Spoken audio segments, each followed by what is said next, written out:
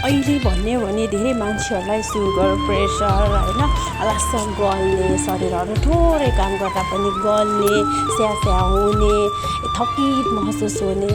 गर्मीको मौसम पनि आएको छ त्यही माथि होइन बच्चादेखि बुढासम्म सबैलाई समस्या केही न केही समस्या हुन्छ होइन त्यसमध्येमा हामीले गर्न सक्ने के छ त खानपिनमा ध्यान दिनु